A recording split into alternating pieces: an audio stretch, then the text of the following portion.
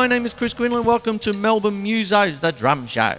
What I'm doing tonight is following on from my product review of Promark sticks. Last episode, I was showcasing these three types of sticks from Promark. One being the Active Wave stick from Glenn Cocchi of the band Wilco. Glenn Cocchi's signature stick, very striking stick. You've got the wave, you've got a grip that warms up and gets sticky when you're getting a bit hot and bothered behind the kit in a big gig, and long taper and all that. You've got the the Bob Gatson balanced groove stick with a notch cut in the middle, which changes the balance of the stick, as well as the taper being 1 inch flat before it morphs into the main shaft. Okay, and then the third one was the confidential sample that was sent to me by the boys at Daddario Australia. Thank you, Danny and Mark, for your trust in me playing them and talking about them. And what happens is these particular ones are a confidential sample that I've been given the go-ahead to talk about, so they're now unconfidential. But they're a 16-inch standard 5A from Promark, except for two things. It's an acorn tip, and you have the active grip again, only this time in black, which not only gives you a good grip on the stick, once again, it's getting a bit sticky when you're getting a bit, perspiring or whatever, getting a bit hot at the gig, but it also takes away from the vibration. Takes away the vibration coming back up your arm to a certain degree, if that's what you want. I like a little bit of vibration and all that sort of thing. I use them, you see, my main stick of choice, and this one's even, I've used it that much, it's got a bit of tape around it, but it's the SD7 is what I use, because a lot of my music I need a mallet on the end for that. And I love this stick very much. That's my go-to stick. But I really do like these samples that have been sent to me. And what I'm going to do tonight is, I've already talked about them. That's the last episode, okay? But what I want to do tonight is actually talk about a few grooves that I sort of like playing, and these sticks helping me play them, okay? And I'll talk through a few things. For this, I might start with the confidential 5A kind of thing, because when I play a stick that doesn't give you much vibration back up, I don't know why, I tend to start to play jazzy. When I use these kinds of sticks, I tend to think of one of my heroes in Jack DeJohnette and the way that he plays. And so I'll talk about the way Jack DeJohnette plays, but I'll incorporate how the stick sort of gets me there, if you know what I mean. So what happens is that when I'm playing just a standard jazz groove, what happens is, there's that.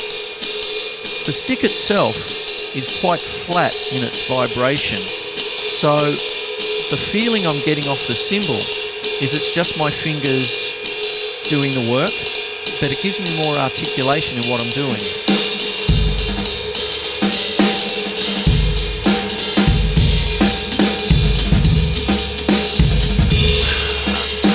Now, when I'm talking Jack DeJohnette, he was the first guy that I really got into as far as his hi-hat.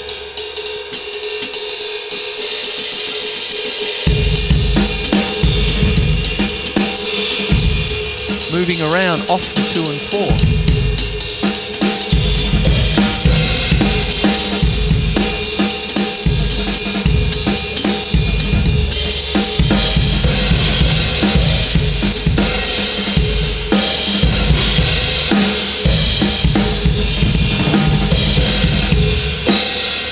Now, my drum set right now is not really giving me the typical small jazz bass drum. It's giving me a bass drum sound more akin to an avant-garde drummer that I really liked when I was in my late teens, by the name of Han Bennick.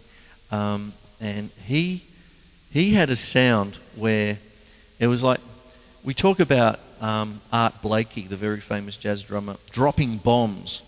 Well, Han Bennett made his bass drum sound like a nuclear explosion. So it was like, da da da da da da da.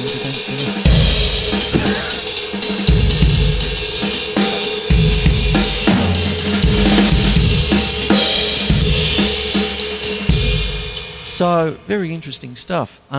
When you're doing this kind of business, sometimes you're starting to head back into more the trad kind of feel. But when you're playing with the bass drum of that kind of thing, obviously it's fine if you're John Bonham and all that, but in a jazz context, and the reason I'm talking about jazz in this particular thing is because of these sticks. They're making me feel jazzy sort of thing. But if you're doing that kind of thing, you can, instead of just wanging away on it, that kind of thing, you can leave them for special moments. So you might start off, 1, 2, 1, 2, 3.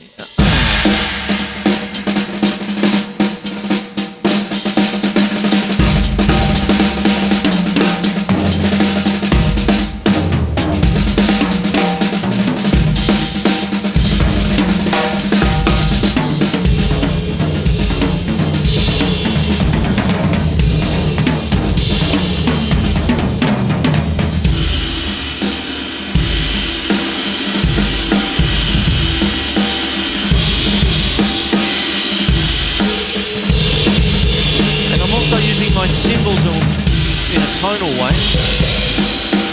Replay mice.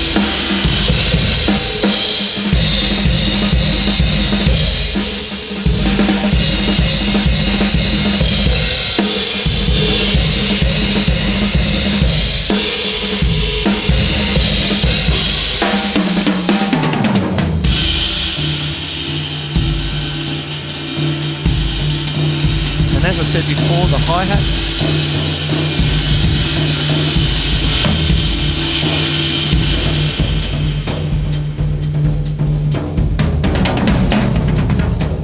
Now here, bass drum very light. Heel down, feathered.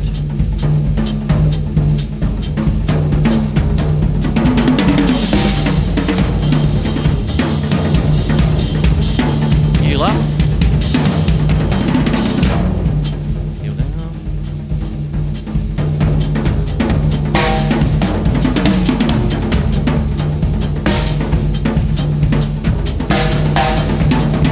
Love a pig on a snare drum.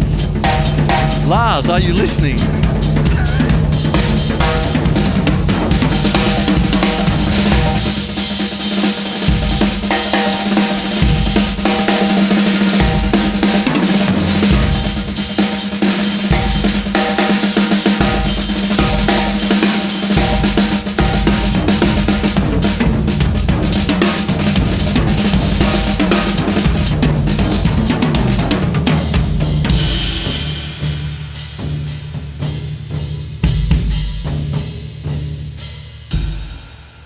I don't know if that stayed jazz, but I was still thinking jazz.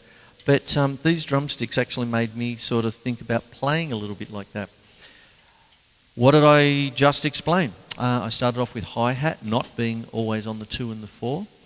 Han Bennett with a gigantic, thunder of doom bass drum for jazz, jazz things. The actual album that I remember was a album I think called Duets with a trumpeter by the name of Marion Brown.